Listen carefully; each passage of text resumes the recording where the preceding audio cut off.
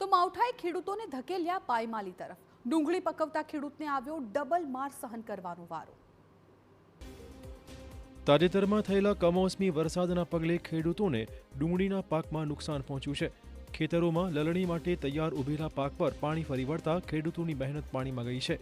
હાલ જે આપ દ્રશ્યો જોઈ રહ્યા છો તે રાજકોટના ધોરાજીથી સામે આવ્યા છે, જ્યાં કમોસમી વરસાદના પગલે ધોરાજી વિસ્તારના ડુંગળીના પાક પલળી ગયા છે, જેના કારણે ખેડૂતોને આર્થિક ફટકો પડ્યો છે। બિયારણ મોંઘા ભાવના લઈને વાવેતર કર્યું, સારા ભાવ મળવાની આશાએ વાવેતર કર્યું, પછી ડુંગળી પાકી ત્યાં માવઠાની અસર થઈ, વરસાદ આવ્યો, પલળી ગઈ। અત્યારે ડુંગળી ટૂંકમાં નુકસાની જ છે। વાતાવરણના હિસાબે ઉત્પાદન ઓછા છે અને ડુંગળીની કિંમત ઓછી મળે છે।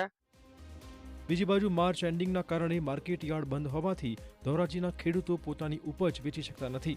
તેવામાં હવે ફરી માવઠાની આગાહી થતા ખેડૂતો ચિંતાતુર છે।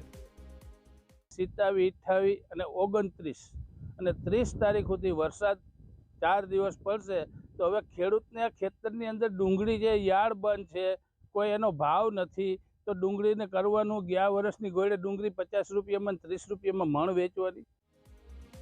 જો ફરી વરસાદ પડશે તો બાકીનો પાક પણ બરબાદ થવાની શક્યતા છે। ત્યારે સરકાર તરફથી સહાય અને યોગ્ય ભાવ મળશે કે નહીં તે મુદ્દે હવે ખેડૂતોને સવાલ સતાવી રહ્યો છે।